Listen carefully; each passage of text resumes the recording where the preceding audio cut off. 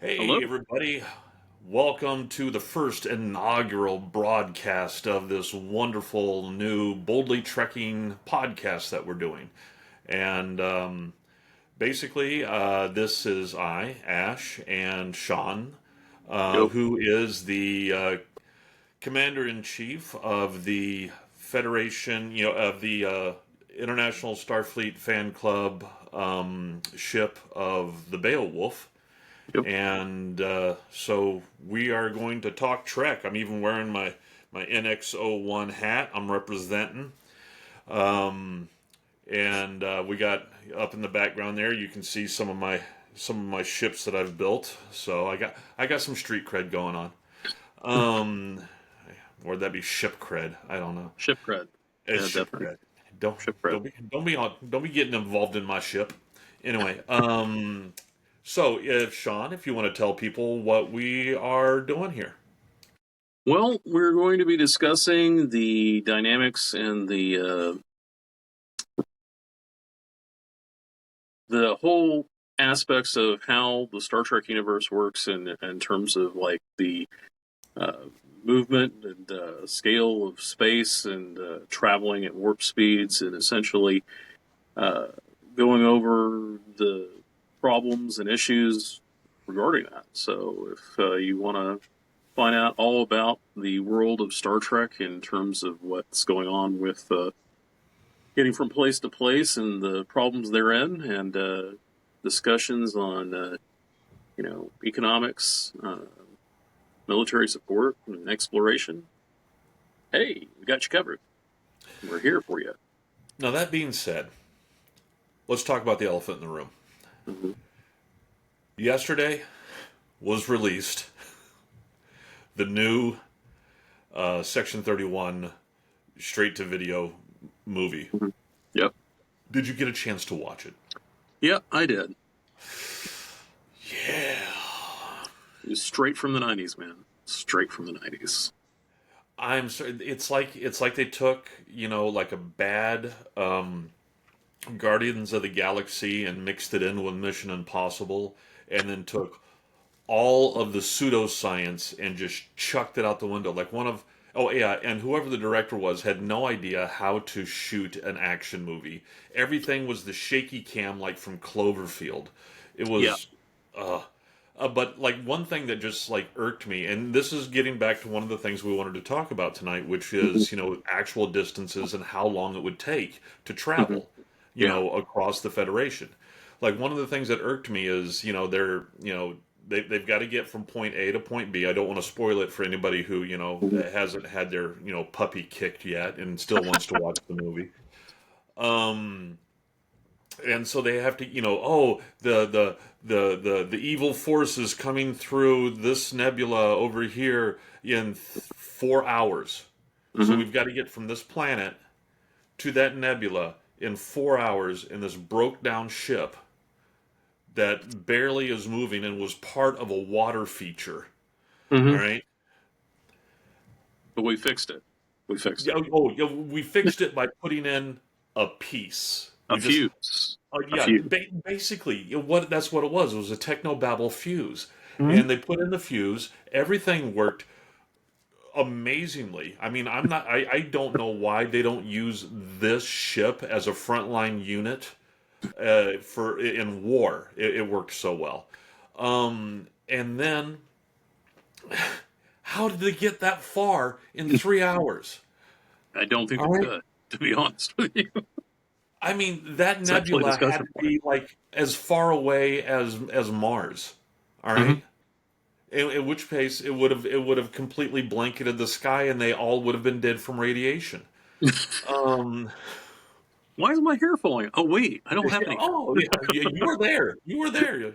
I was there. The hair's gone. Um. No, so like okay, so that was one of the first things that I wanted to talk about, and one of the things that led us to deciding, hey, let's go ahead and do a podcast was Mm-hmm. just general distances, Right. because in the original TOS from the research I've done, Mm-hmm. Kirk basically says that the Federation is 1,000 light years wide, Mm-hmm. and By the time the next generation rolled around, they were out to 8,000 light years wide. But as you well know, Sean, you could actually quote it verbatim. How long did they say it took them to get to Farpoint? Well, they actually been the ship was commissioned and was traveling to Farpoint, and they were it's at least 2 to 4 weeks from what I understood. Right. So Riker was being dropped off by the Hood. So it wasn't like they could just simply go ahead and meet with the Hood on the route. They had to actually have the Hood drop him off at Farpoint. So it wasn't like a quick quick run over to Farpoint Station. Uh, According to Star Trek lore, the Enterprise D's journey to Farpoint, as depicted in the Next Generation series premiere, took approximately 2 weeks at warp speed, Mm-hmm. is what they're And saying. that's not even counting the whole incident with Q, which you know, Yeah. getting into the saucers traveling by impulse power to the planet after getting disconnected. Yeah, yeah, okay. Well, let's keep in mind that, writers aren't necessarily the best at, scientific continuity. Speed of Um, narrative, man. Speed of narrative. yeah, they traveled at the speed of narrative. And only in where they were using their plot shields. But no, and that's what it was just. Yeah, it's a far distance, and that's one of the things that we wanted to talk about is how, due to budgetary constraints and whatnot, the depiction in the canon literature and movies and TV shows do not show how staggeringly large the Federation would be just in manpower and number of ships and all the stuff like Yeah. that. They would be so huge. Right. I think I ran the numbers at one point and just extrapolated up from, you know, what the U.S. military has for hardware. Extrapolate that out to a planetary scale. All Right. right. Then multiply that by the number of the number of planets that canonically are in the United Federation of Planets, and it came up to just capital ships alone, where the capital ships like the Miranda, the Enterprise, the big cruisers and stuff like that would be the same as destroyers and aircraft carriers and whatnot in our modern Navy. It came up to like tens of thousands, if not hundreds of thousands of Mm-hmm. those cruising Yeah. around. And that doesn't include all the support craft and everything else involved, and merchant marine, and then just basic logistics and stuff like that. I am firmly of the mind that what little bit they choose to depict is just a bare whiff, a skeleton of what it would truly be in order to run something that is 8,000 light years wide. Yeah. It's actually one of the problems is, and I'm gonna break it down here in just a moment. But Oh yeah. I want to interject a piece of Douglas Adams because it's perfect for it. Space is big, really Oh big. yeah. You just won't believe how vastly, hugely, mind-bogglingly big it is. I mean, you may think it's a long way down the road to the chemist, but that's just peanuts to space. Mm-hmm. So one of the things is that, like, when you look at the entire volume of space, you're not talking like, oh, it's 50 light years wide, a little bubble, or even 100 light years wide. You're talking like a vast volume, like the original TOS series, the original Star Trek series. Kirk and company basically are bebopping around in a area that's probably no more than, say, 100 to maybe 250 light years out from Earth most of the time. That's pretty much it. But even that is a lot of space. When you get up to TNG, Star Trek Next Generation, we use a lot of abbreviations here. Yeah. Um, you're talking like the minimum volume for the Federation, just to sort of give you a sort of framework, is that it's 8,000 light years wide.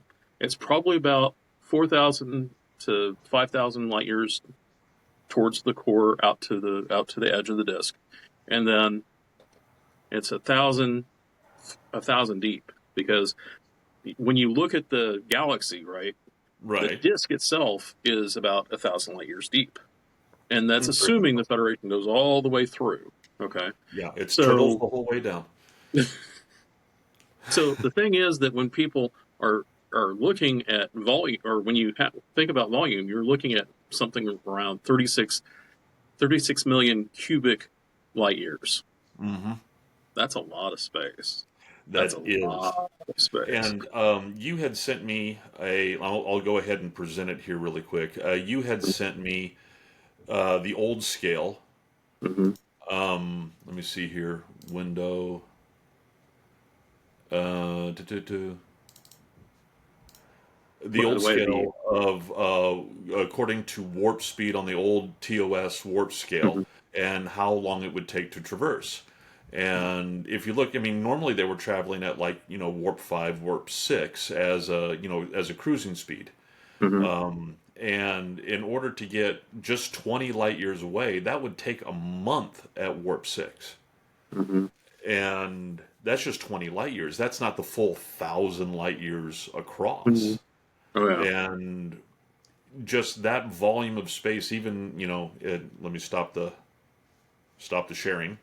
Mhm, That volume of space, and then you throw in the number of planets in there and the number of star systems and all the stuff like that. That is a large volume of resources that, and just to get from A to B. I mean, how far away was Vulcan from Earth? Vulcan is 40 Eridani A, as a star. So that's Yeah. 16.4 light years. I actually broke this down for us. Uh-huh. Yeah. So to just to sort of frame this for you from Star Trek the motion picture, right? Scotty's telling Spock, "We can get you back to Vulcan in 4 days, Mister Spock." After the whole thing with V'ger's over and they're doing their shakedown cruise. Well, let's go ahead and I'm going to break it down for you in terms of how fast you would need to be able to get there first, and then I'm going to sort of reference that scale that you were talking about. So let's say you decided that you want to go to Vulcan and you had to traverse 16.4 light years in 4 days. That comes out to basically needing to travel, uh, you know, point zero, or at least convert travel time to years. You'd take 4 days, and it's basically 0.01906 years. Okay, that's 4 days out of your calendar. And Right. then, so what you do is you times or divide 16.4 light years divided by 0.01096 years, and it comes out to, you have to travel 1,497.26 C. So what that means is you got to be booking on the old scale. You got to be hitting warp 12 just to get to Vulcan in 4 days. Because at warp 12 on the old scale, per what was originally given, it's 12 times 12 times 12, just so you know. So Yeah. it's a cubic power of 3. So that is pegging the engines as hard as you can go to get to Vulcan in 4 days. I don't think Scotty's going to be happy about that, which leads to the whole thing about Scotty sweating bullets. But if you take it up to the power of 4, actually it's fine. The ship at warp 8, which is per David Kimball's blueprints for Star Trek: The Motion Picture, shows the Enterprise. And when you look at the maximum safe cruising speed, it's warp 8. So the maximum safe cruising speed at warp 8, if you take it to the fourth power, is 4,096 C. So, hey, you can make it to Vulcan in no time and you'll be fine. Doesn't stress the ship out, doesn't cause any wear and tear or undue wear and tear, and Scotty can live up to his reputation as a miracle worker. So But uh, these that's things the are new like, engines. That's the new engines in the TMP. If we're mhm. going off of the older engines in the TOS, then you're probably looking at probably close to 2 to 3 weeks to get there. Well, at warp six, basically you take the calculation of six times six times six times six, which I believe still hits within the range. I mean, I can look at it here real quick. I think I got it marked down. See, Uh, five light years would have been 8.4 days. So you basically multiply that by three. That would have been 24 days. right. Right. And if they traveled, for, like Star Trek Enterprise, where they maxed out at warp 5 and they were cruising at, like warp 3, Hmm. that would have been, for according to this chart that you have. Let Hmm. me share that again. Hold on. Screen.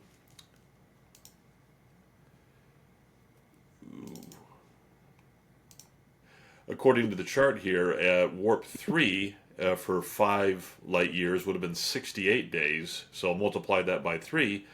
You're basically coming in at close to 200 days Oh yeah, to get from Earth to Vulcan. yeah. You remember And the whole slow boat to China thing that we talked about?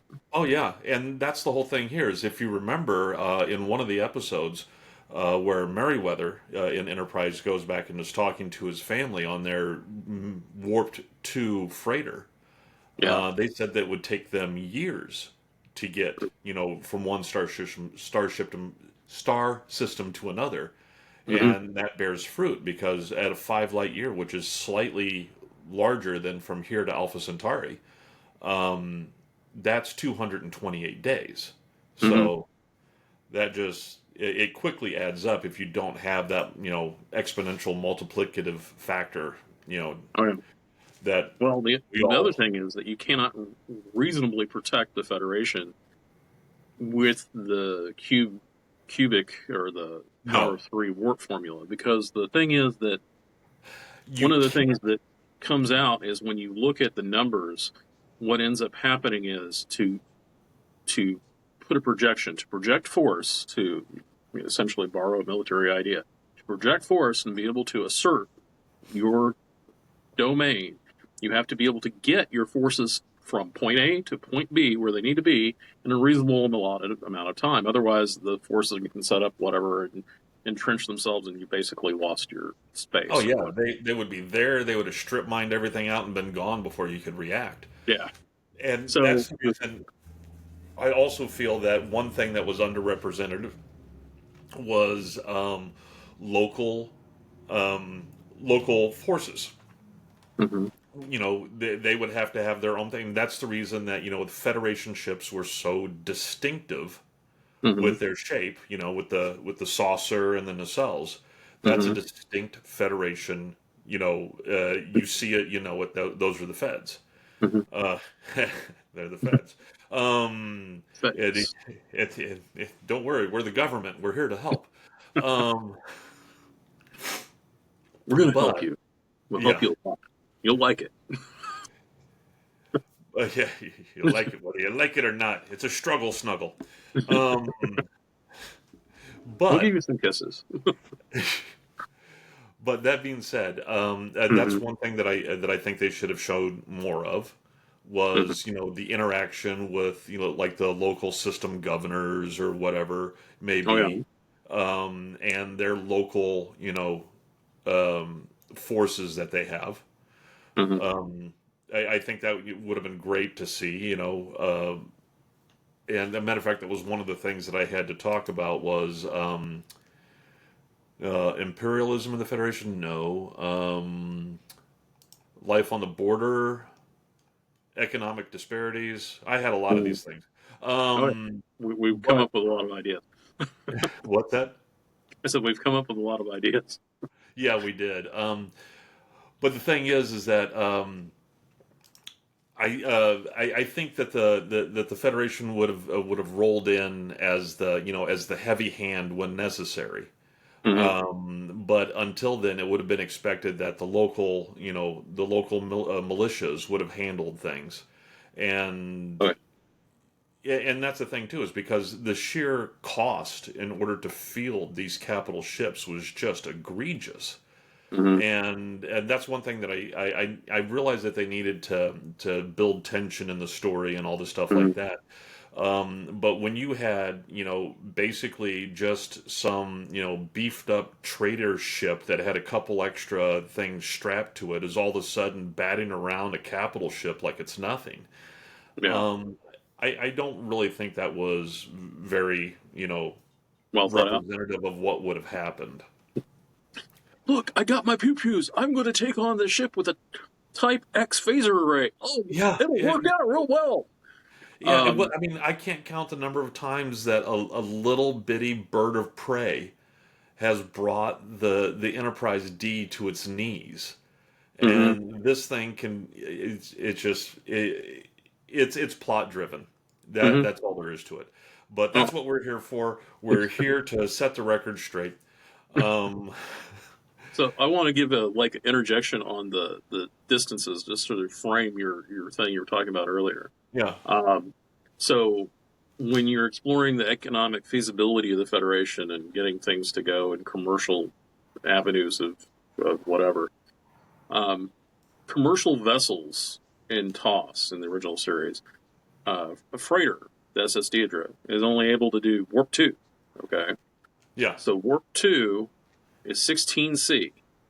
Okay. 16 times the speed of light. So you can make Alpha Centauri in 1/4 of a year. yeah, Okay.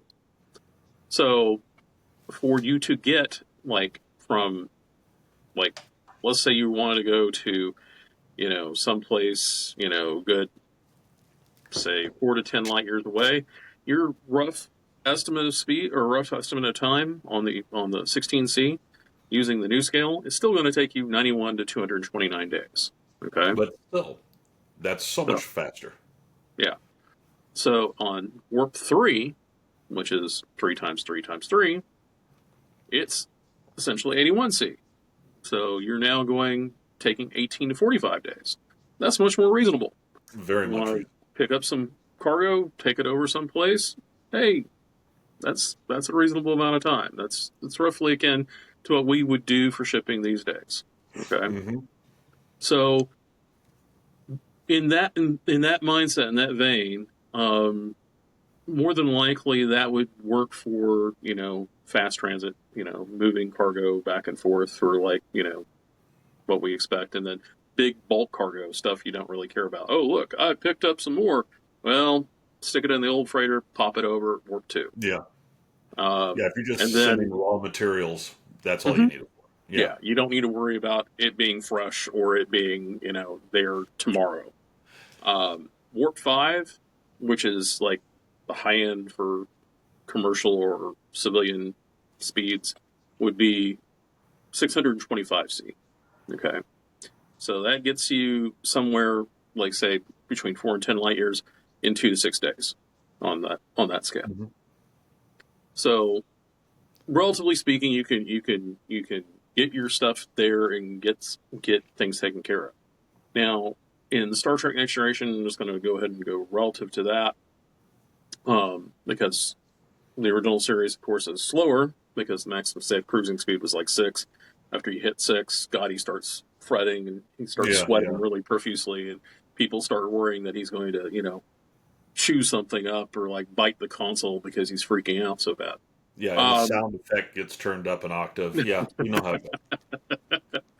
so the Yeah. the thing is that at warp 8, you're going 4,000, yeah, 4,096 C.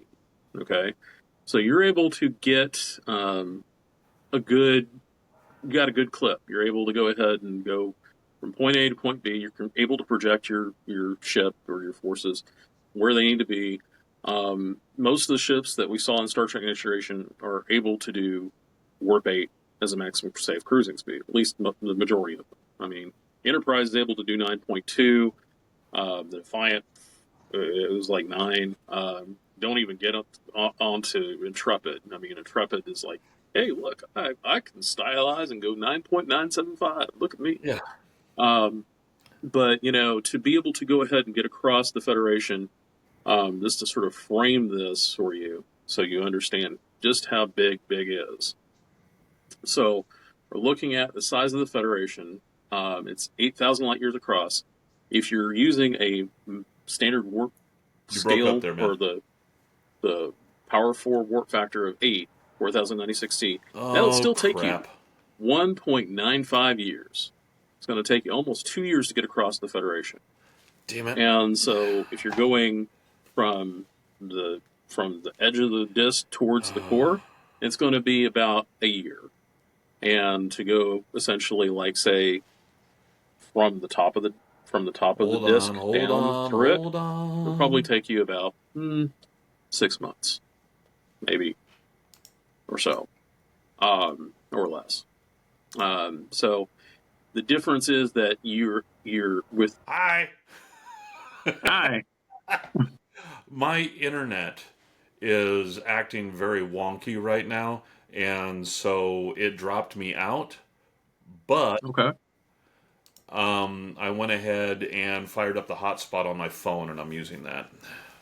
Okay. Yeah.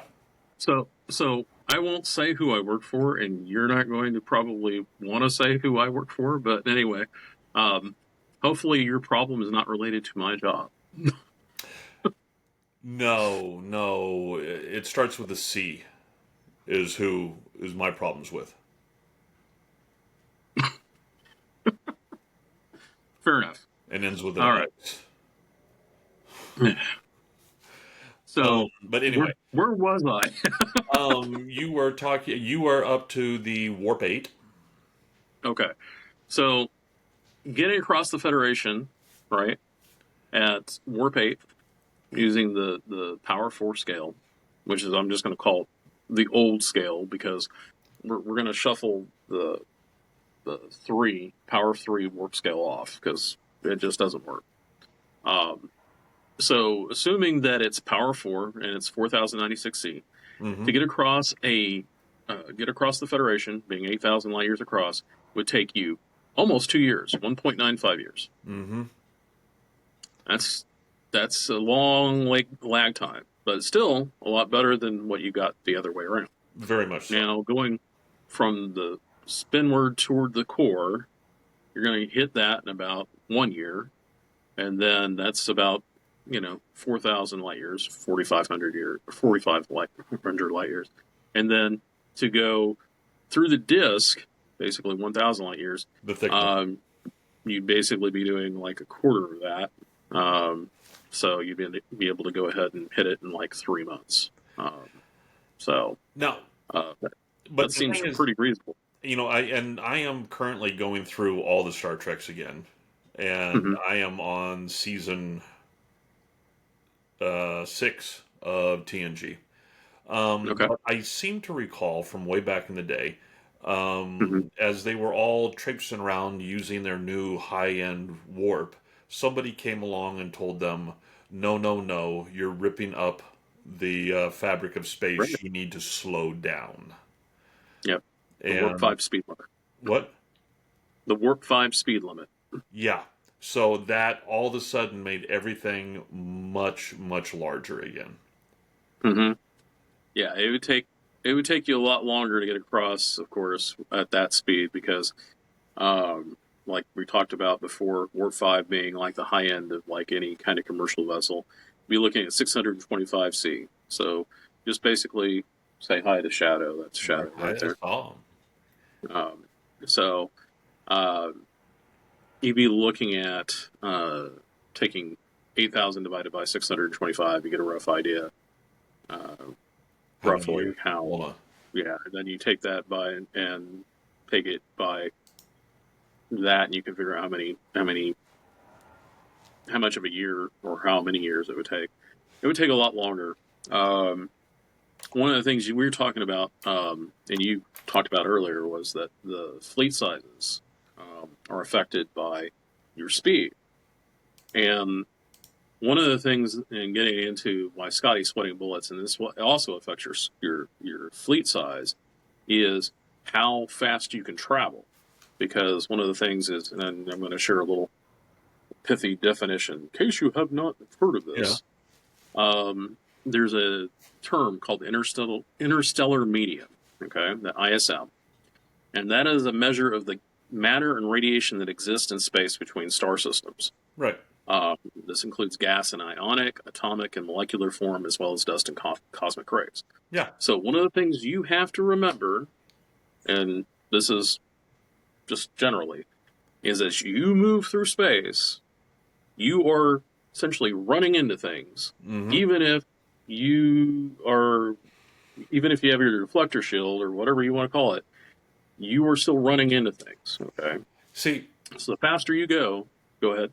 this has always been one of my, headcanon things. All right? Mm-hmm. Because I was fully cognizant of the fact that even at the outlandish speeds they were traveling at, the stars would not do what they do when they're doing warp. All Mm-hmm. right.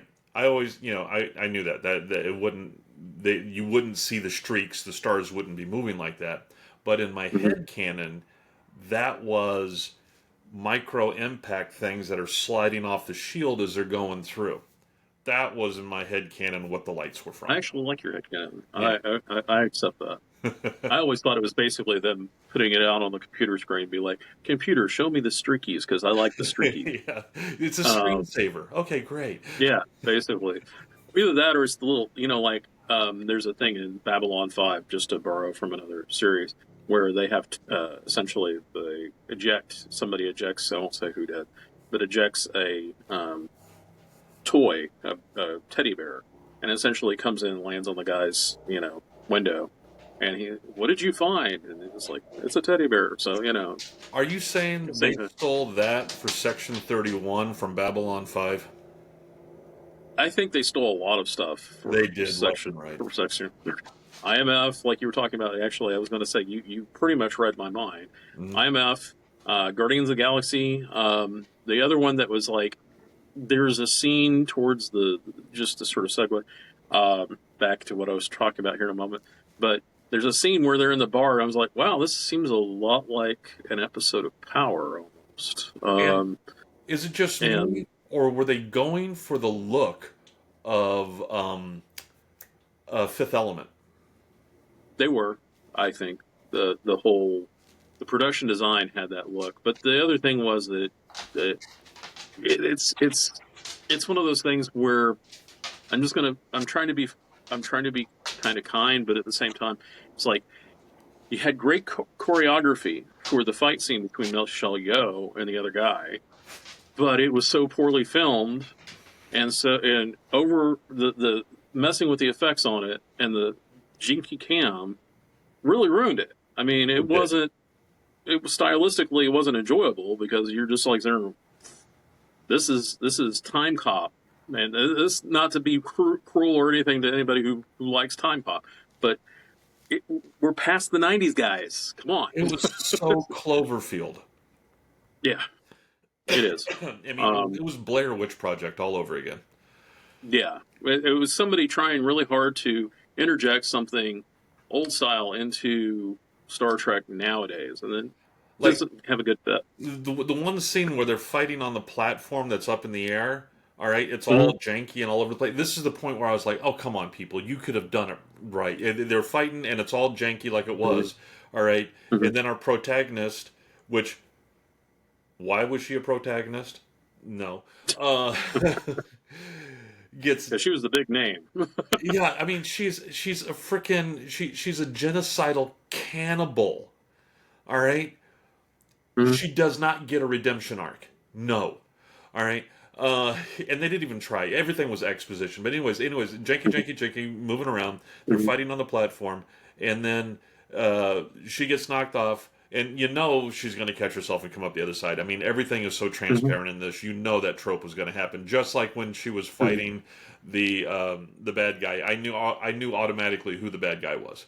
But anyways, so. And then she comes up the other side. Everything's all janky until they want to show her grabbing onto the rail and coming up, and that was perfect, solid, no shake. Everything was right there, and then it was back to the janky stuff. I'm like, oh come on, you could have done better. That was the other thing about the. Go ahead. I'm sorry. Now to say that was just a sheer bad choice when it came to the director and to the film editor. It was just bad choice. I agree.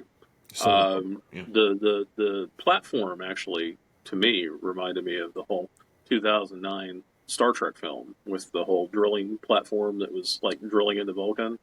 For me, That's for me, it reminded me of the 1980s Indiana Jones and the Temple of Doom I could see that too. because they're I going could through see those that. tunnels and stuff. That was straight Temple of Mhm. Doom. Yeah, I could see that.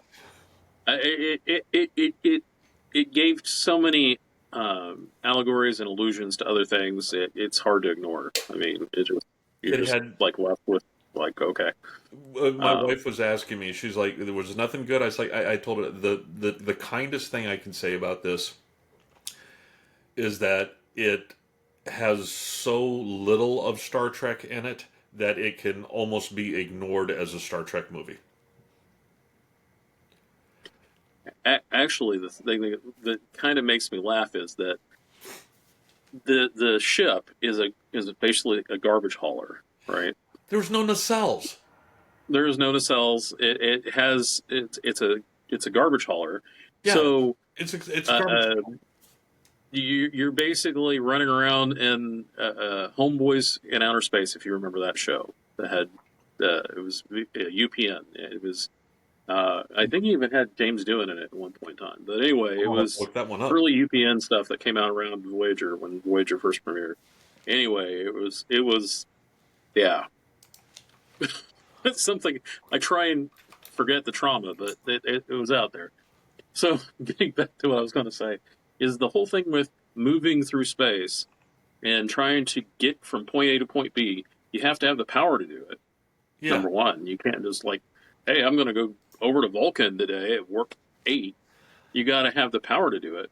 So one of the problems is that as you're moving through space, you have to have a deflector shield because hmm what happens is these particles, as they're traveling at relativistic velocities, let's say, beyond relativistic properties. well, I'm not even getting into warp drive yet. Yeah, We're just talking like, oh, we're moving at 0.45 C. It hits you, you're going to either suffer some severe damage or you're going to have some radiation event. yeah, And if you keep hitting you, like basically what ends up happening is you're turning that into a particle beam. You're aiming it at yourself as yep, you're flying in space. very much so. So we've had discussions in Trek BBS about, hey, that's not a big deal. We'll just shrug it off. Well, I don't think you'd shrug it off. There are limitations to how fast you can go depending on how much power you have. I'm going to go ahead and reference to something that's called Project Row. If you want to check that site out, it's awesome. Gives you a lot of nice material to look over. If you ever want to do research on space travel, space combat, that kind of thing, awesome site. One of the things on it is called Rick Robinson's First Law of Space Combat. And my cats are having a cow. Hold on a moment. Hey, you two. I love you both. You're both pretty. Come on. So, what Rick Robinson's First Law of Space Combat gives you some idea of kinetic damage imparted by particles impacting an object while traveling at only minute fractions of c. So essentially, if you want to refer to that and you can see what it does, that also gives you context for Mudd's Women, where they're traveling through the asteroid field in the original series, and they're having a problem projecting their deflector shield in front of Mudd's ship to keep it from having an asteroid smash it. Right. That's a lot of power. It takes a lot of energy to project energy. Essentially, it couples for distance. So as you get past, go ahead. No, I'm sorry. I was going off on a tangent here, and I didn't mean to, but oh, hold on a second. I gotta sneeze. Pardon me. I didn't hit the mute fast enough. Damn it. Um, Asteroid fields are not that dense. That's it. Okay, go No, ahead. but if your ship it looks like a banana, it might run into an asteroid field that looks like something from Star Wars: Empire Strikes Back. I've Just a little got. suck. I was given as a gift a. Who was coming out with them? Something Moss. They Eagle had Moss.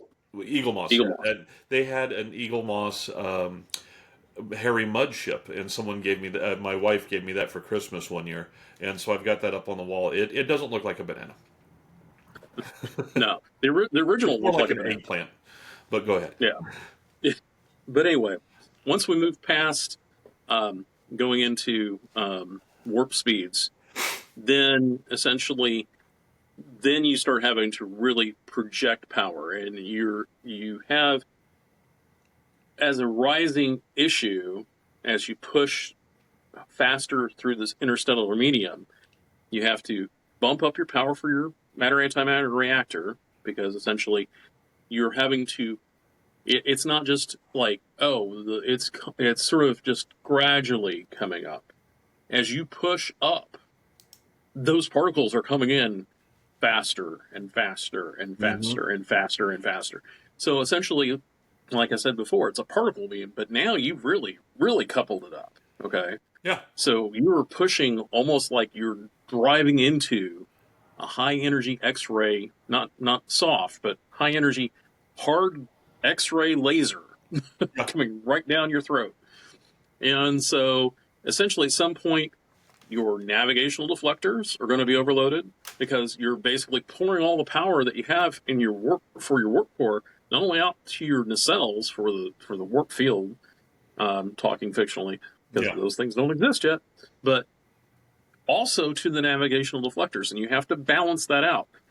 You can only do so much after so long, and then essentially you have to worry about coolant, and then then you have Scotty going, "Oh, Captain, the engine's going to blow up any minute Yeah. now," you know.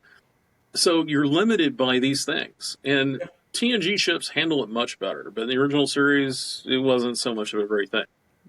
So that being said, right, with all that being taken into account, and you're looking at how these ships move and how they get around, when you take into consideration how big the Federation is and how much force you can project in a particular area, then it comes out like you were talking about how many ships you can have in an area, how fast you can deploy them, how many you would need.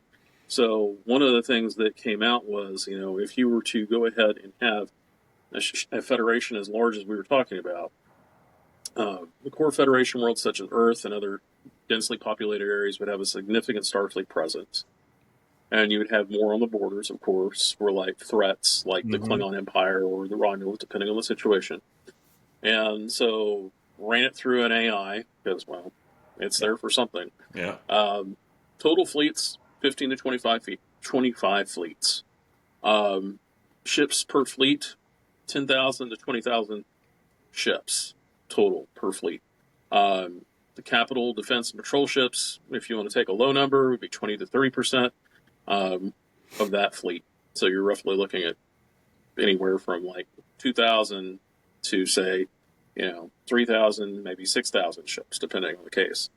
And then the rest of it is basically exploration, science, and support ships. Okay. So, So basically, the way that I see it mhm, is, even though they didn't display it as such, mhm. the Federation would be as large and as monolithic as the Star Wars Empire, In a lot of just ways it would be. Yeah. instead of evil, benevolent. All right, theoretically. Yeah. All right, Yeah. yeah, The and tyranny is a nice guy. yeah, and that's what they're supposed to be. They're supposed to be the nice guys, order, all the stuff like that, which chafes Mhm. those people who live for a little bit of chaos. Um, but like you were saying, and one of the things I was thinking about while you were saying it is the fact that each of these capital ships would be treated like an aircraft carrier nowadays. Mhm. All right, and an aircraft carrier doesn't travel alone. It No. travels with an entire cavalcade of support vessels, Yeah. and none of that is represented, which it should be No. represented.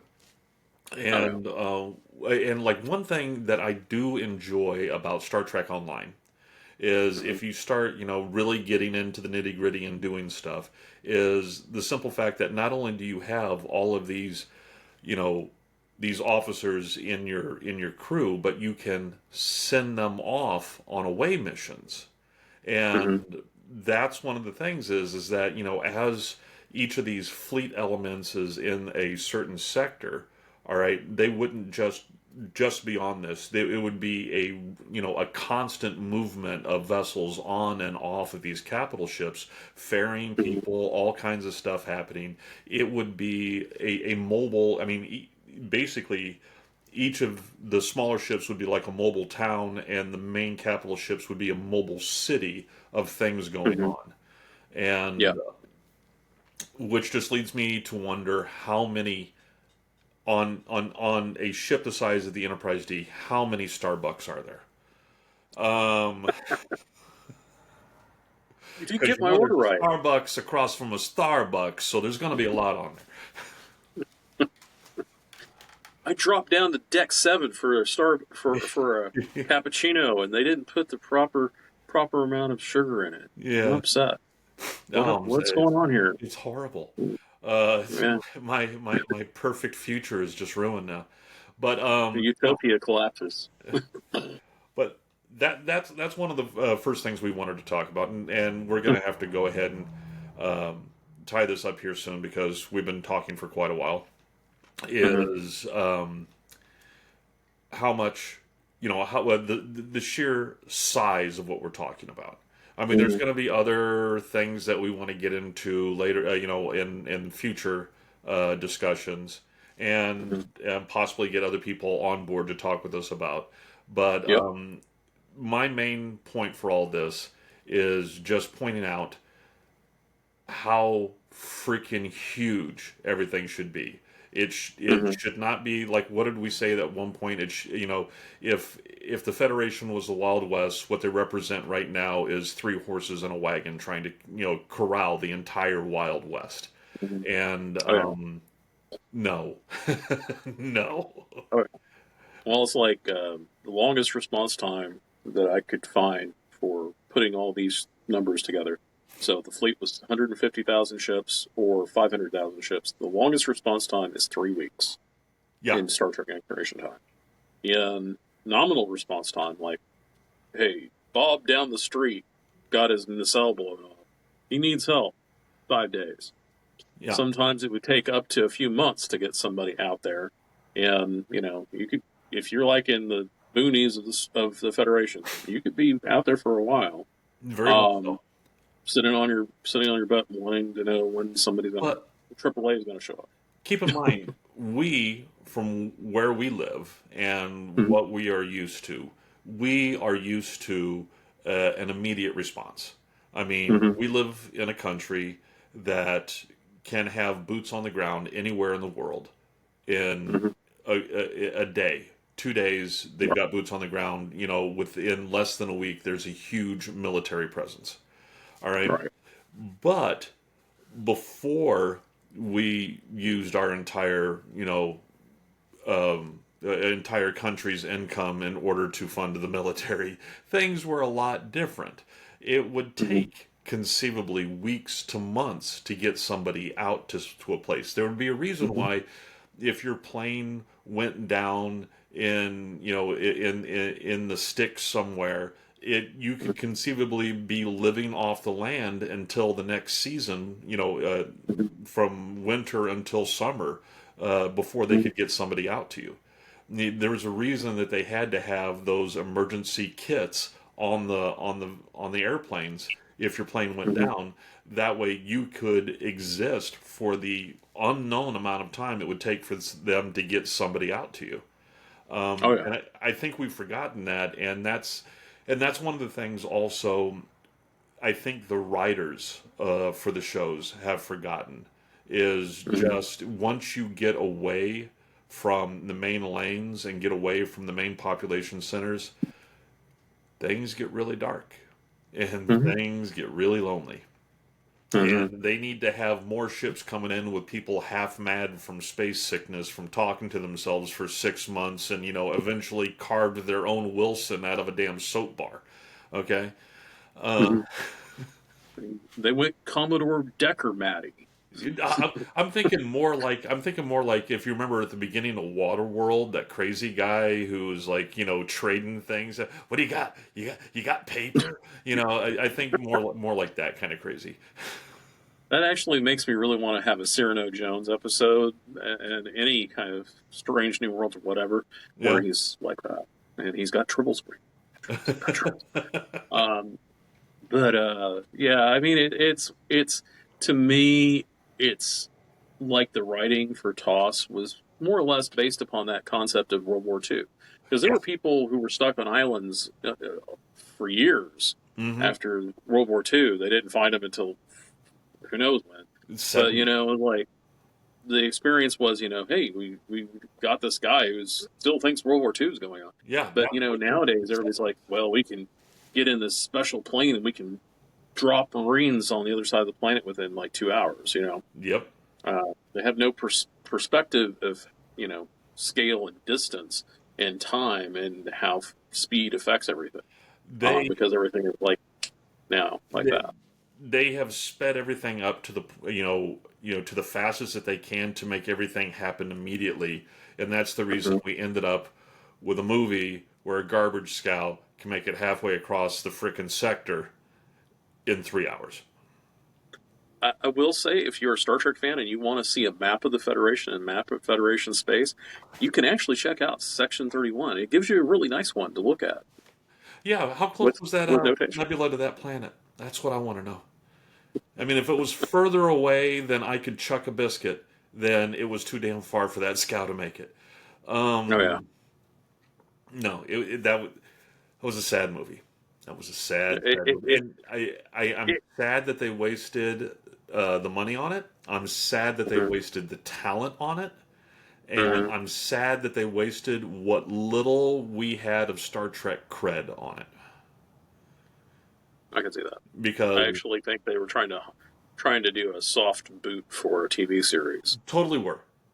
From what and I understand, they were going to be doing a series, and it totally mhm, feels like a series. It yeah, totally feels like the pilot episode to a series. But from what I was told, they took the first mhm, two episodes, they mashed them together, all right, mhm, to make this mhm, 90-minute movie. mhm, And that any movie that's 90 minutes, you know, there's going to be problems.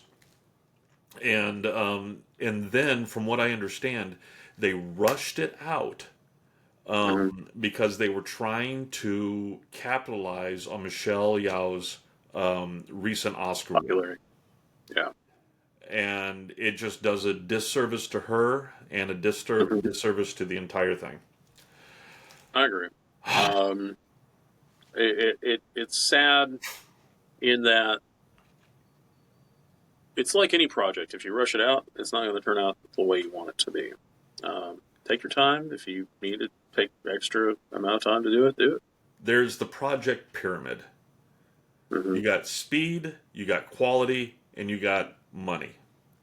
You Hmm. can have it fast and good, but it's not going to be cheap. You No. can have it fast and cheap, but it's not going to be good. Or Hmm. you can have it good and fast, but it's, I mean, basically, once you go with two of those legs, you're dropping the third one. And Right. somehow, with this one, they dropped all three legs. I'm not sure how they did it. Yeah. All right. I mean, someone. The, the thing also was evident that they, like you were talking about, when you watch the movie, Yeah. is like where they split it is where they go section two or transmission two or whatever it was. I'm like, oh, well, this is where the episode break was supposed to be. Two of your Earth weeks. What the hell was that? Yeah, I was like, I would have accepted that we were doing IMF in Star Trek a little bit more if we hadn't really gone with the whole '90s esque feel. IMF. You've Because said it several times. What's IMF? International Impossible Mission Force, Oh, okay. Yeah. Mission Impossible IMF. All right. Um, so Yeah. the funny part is Star Trek actually sat side by side with Mission Impossible, and for a while Leonard Nimoy was actually a cast member on Mission I think I Impossible. remember seeing that. Yeah. So No. I'm like, it's kind of ironic that they tried to take Star Trek and turn it into Mission Impossible, but it And is what it is. it's like the It's done is entire. done. I'm just bitching about it now. The entire show was. I mean, the entire thing was just exposition after exposition, and some of the filming was like, okay, He's 15 feet away from her with the gun drawn, camera cut, and then she's able to do a hip throw and throw him. How did she get that 15 feet in there without him? I don't know. I don't know. All I'm saying is that whatever film school they got this director out of, they need to go back and finish their classes. That's it. Uh, Did, did he actually go to film school, or did if he did go to film school, did he pay? Did he actually attend all of his classes? yeah, That's did the he other question I graduate? really. All right. Yeah. Who So, is his uncle? That's what I want to know. All right. What but kind of nepotism was at work here? But that's a anyway, good question in this day and age because nepotism seems to be a common problem. oh, it is. It is. It has completely surpassed the good old boy network, and it's gotten to the point of basically it's gotten to where Victorian England was with I the agree with that. gentry being given all the prime, jobs and postings and ranks and all the stuff like that. But if you were not gentry, you did not get them. Mhm. Yeah. Even if you didn't know how to do your job, you got job security. Yeah, exactly. Do you know who my uncle is? Yeah. I will All right. brush the breadcrumbs off my shirt, and I'm Yeah. still a better man than you. Oh, Bat Boy. Yeah, no, okay. Uh, all right. So, do we want to try doing this again next Saturday? Yeah, let's go ahead and hit it up again, and we'll tune in same bat time, same bat channel. Excellent. I think we should do that. Quite well. Thank you. Well, okay, very Mm. good. Until then, we will see all of you next week, and we will talk about something else. And if you have any ideas of things that you wish to see or have us discuss, or if you have any thoughts on the things that we discuss, please leave some comments down below. And any comments that we get, we will pour through and see about discussing on our next episode. So until next week, nanu nanu. Nanu nanu. How'd you? We didn't plan that. No, we didn't plan that. That was completely random.